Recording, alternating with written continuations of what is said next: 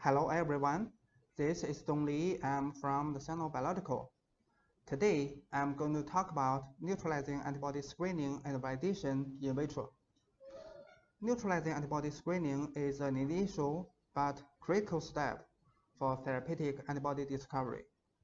Moreover, in vitro validation of neutralizing antibody is a convenient and cost-effective strategy to find potential therapeutic antibodies. I will start from a brief introduction of antibody development, followed by the definition of neutralizing antibody and their main applications, especially on cancer therapy. Then, I will introduce the method used for neutralizing antibody screening and evaluation in vitro. After that, I would like to share some cases to better understand how we can optimize these methods. Due to the pandemic of SARS-CoV-2, hundreds of companies and organizations are working on SARS-CoV-2 vaccines or neutralizing antibodies. In the last section, I'm going to introduce the method used for SARS-CoV-2 neutralizing antibody discovery.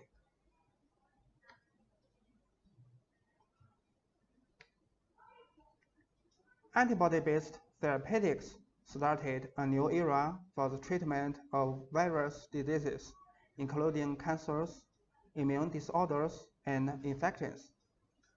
As you can see, the Nobel Prize was awarded to antibody discovery and related theories many times, especially the hybridoma technique, introduced in 1975. Based on this technique, it is possible to obtain a large amount of monoclonal antibody which greatly enhanced the basic research and its potential for clinical application. This chart shows the numbers of antibody therapeutics approved since 1986. Compared to the small molecule pharmaceuticals, therapeutic antibody exhibits high affinity, high specificity, low side effects, and low immunogenicity. The development of therapeutic antibody is the fastest in the field of drug discovery and development, and their monoclonal antibodies have brought new hope for the treatment of disease. As a result, over the past 5 years, antibodies have become the best-selling drugs in the pharmaceutical market. As of 2019, up to 89 therapeutic antibodies have been approved by the FDA. Let's go over the structure of the antibody very quickly. The antibody have 2 light and 2 heavy chains. The hypervariable domain contains an antigen binding site. The CDC, ADCC, and ADCP function rely on the Fc domain. I will elaborate on them later. Currently, the in vitro test can cover all these functions, and these tests can be used to neutralizing antibody screening, functional validation, and the antibody therapeutics lot release.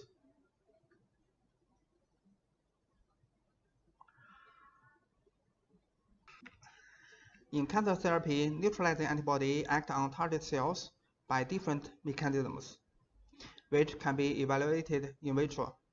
But I have to say that it may not be coincident with the in vivo results. The neutralizing antibody can mediate antibody-dependent cell-mediated cell toxicity, called ADCC, and antibody-dependent cellular phagocytosis, ADCP, by linking its Fc domain to a specific receptor. Complement-dependent cell toxicity, CDC, can result directly in target cell death. The neutralizing antibody can also be used to inhibit angiogenesis in some cancer therapy. The neutralizing antibody can directly block ligand binding to its receptor or deliver radioisotopes or highly toxic drugs to the target cells. The variable regions of neutralizing antibody can be engineered to form biospecific antibodies, One arm is to recognize cancer cells, and the other one is to activate immune effector cells. However, to against virus, the neutralizing antibody may use some other strategies. Besides, it can block virus binding to its receptors, preventing uptake into the cells.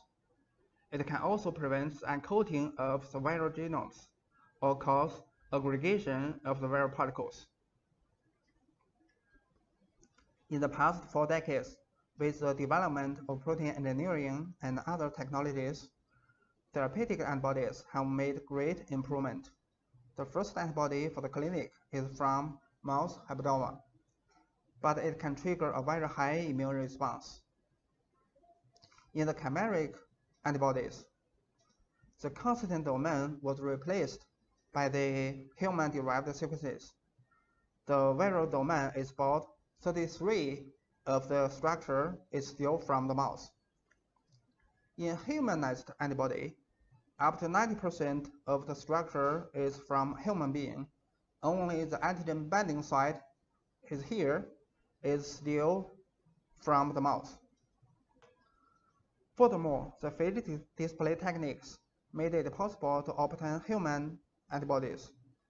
In recent years, the human antibodies were obtained from the transgenic mouse or using a single B cell technique. In single B cell technique, PBMC are prepared from infected or vaccine donors. Then the antigen-specific B cells are isolated by flow cytometry. Following RT-PCR, the antibody sequences of HB cell can be obtained.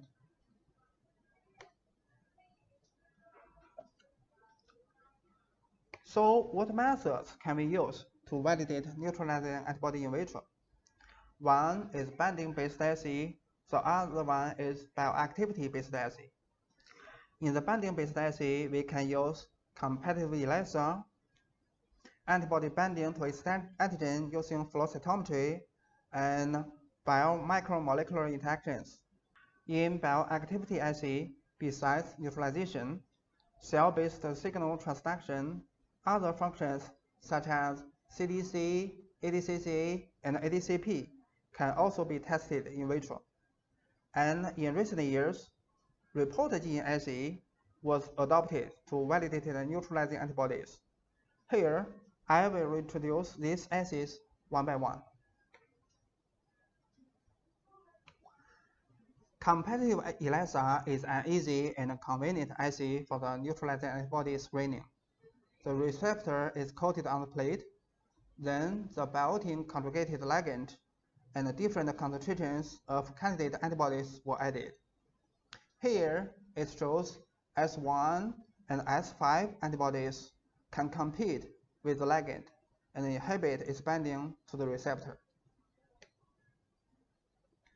Using flow cytometry, we can further confirm the binding ability of neutralizing antibody to its target. Moreover, the cell-based assay to some extent mimics the in vivo status of the antibody. Here, the positive 1 antibody shows high binding capabilities. Surface plasma resonance or biolayer interferometry provide us a real-time, label-free, and convenient methods to detect biomolecular interactions. Based on these two techniques, not only the binding affinity, but also the kinetic parameters, such as the association or dissociation rate consistent, can be obtained. This graph shows the testing progress of SPR. During the injection of an antibody, the binding response increase is due to the formation of the antigen-antibody complexes at the surface. And the sensogram is dominated by the association phase. After a certain time, a steady state is reached. The decrease in response is due to the dissociation of the complexes, called the dissociation phase. VRI shows a similar pattern, but it is based on another principle. This is the SPR data of rituximab with its target. the affinity constant is 50.7 nanomolar. Here it shows the BI results of H1N1 antibody with its target protein. The affinity constant can reach to 0.2 nanomolar. If higher affinity means better neutralizing antibodies, for some reason it may be not. We have to be careful about the specificity of the antibody. We need to know if the antibody can bind to other normal cells and if the target protein exists in normal cells but with low quantity. A high affinity antibody may result in higher adverse effects.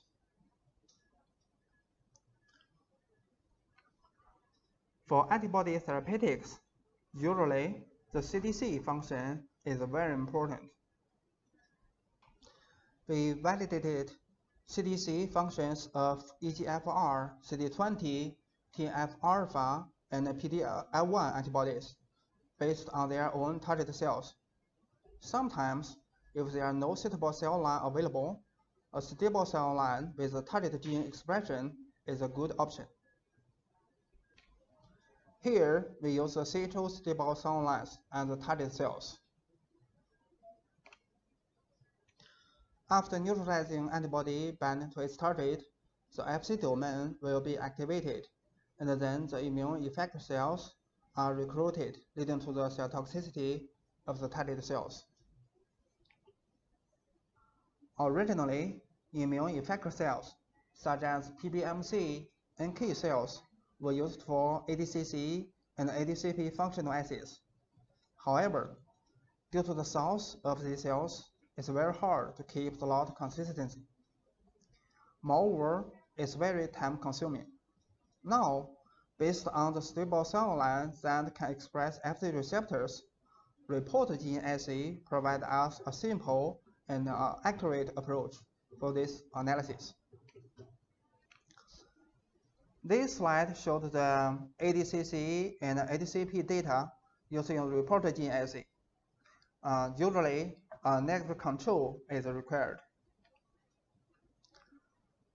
Neutralizing antibodies can directly inhibit tumor cell proliferation or induce apoptosis by blocking ligand receptor growth and survival pathways.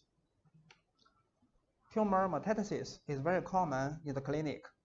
HGF neutralizing antibody can inhibit or block cancer cell migration. In vitro, the transvial migration assay is commonly used. The cells were seated on the upper layer of the cell culture, here. With HGF, the cells can migrate from the upper layer to the bottom through a microporous membrane. After HGF neutralizing antibody were added, much fewer cells can migrate from one side to the other. Some cytokines can promote the target cell secreting of other cytokines, which can be blocked by neutralizing antibodies. The cell-based ELISA is a good choice to evaluate this function. Checkpoint blockade immunotherapy is a new approach for cancer therapy. The interaction of PD-1 and PD-L1 negatively regulate T-cell immune response. The PD-L1 and PD-L1, however, are transmembrane proteins. Lucifer's reported assay gave an easy and very sensitive pathways to evaluate the PD-1 and PD-L1 neutralizing antibodies. PD-1 and PD-L1 interaction can block the CD3 signal, and at this time, no signal can be detected. When the interaction between PD-1 and PD-1 is blocked by the antibodies, the activity of luciferase can be detected. The HA protein of the influenza virus can bind to the blood red cells and then form the lattice. In the cone-shaped vial at the top view, the vial shows red color. The neutralizing antibody can inhibit lattice formation, and then we can see red dot at the center of the vial, something like this. Some neutralizing antibodies are designed to inhibit enzyme activities. Here, it shows the 38 antibody can neutralizing 38 bioactivities. How can we optimize these assays?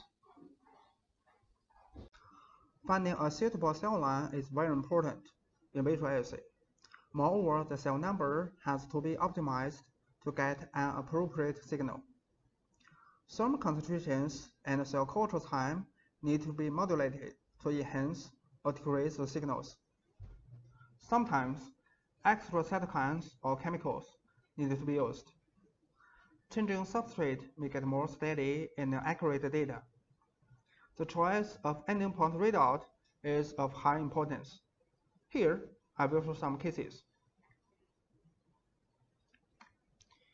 In the first assay, when the WST8 is changed into a llama blue, a more linear and more accurate data were obtained. In the second one, no concentration-dependent data were shown using WST8. After we changed another substrate, we got much better results. From this figure, we can see that selecting appropriate cell numbers and endpoints are very important to get a good signal. The ideal OD value is from 1 to 2. With a combination of cell numbers and endpoints, we can get a signal in this range. In some assay, various serum concentrations can change the results significantly. Here, it shows when the serum concentration changed from 1 to 3%, the OD value increased a lot. In the last section, I will introduce the SARS-CoV-2 neutralizing antibody screening and validation using some other data. The novel coronavirus pandemic has brought an urgent to rapidly developing neutralizing antibodies. As I said before, we also use a competitive ELISA assay to screen the SARS-CoV-2 neutralizing antibodies. We set up a competitive ELISA kit by coating RBD protein on the plate, and his-tagged ACE2 is used as a binding protein. The SARS-CoV-2 neutralizing antibody can compete with the ACE2. From this table, we can see that the MM43T antibody has a very good neutralizing activities. This is the BLI data of mouse SARS-CoV-2 antibodies we selected. We need to pay attention here. S1 and RBD protein gives a little bit different binding affinity against the same antibody. We also developed some rabbit SARS-CoV-2 antibody based on single B-cell cloning technique. Their affinity consistent can reach up to picomolar. Because it's very difficult to use authentic SARS-CoV-2 coronaviruses to evaluate neutralizing antibodies or vaccines, we constructed SARS-CoV-2 pseudoviruses using the highly efficient lentivirus vector system. The pseudoviruses can only infect the cells in a single run. The pseudoviruses can packed in 293 HEK cells, which display the SARS-CoV-2 spike protein on the surface. After the pseudovirus infected stable cell line with ACE2 expression, the effect titer can be detected by the reporter gene system. When the neutralizing antibody binds to spike protein and block the interaction of spike protein with the ACE2, the pseudovirus will be very hard to infect the ACE2 cells. The left one shows some titer test, which can be used for vaccine evaluation. The right one shows neutralizing ability of one antibody. Recently, we found a new SARS-CoV-2 neutralizing antibody, H014. It shows a very high affinity to SARS-CoV-2 viruses. Its action mechanisms and its structure after binding to the virus were characterized.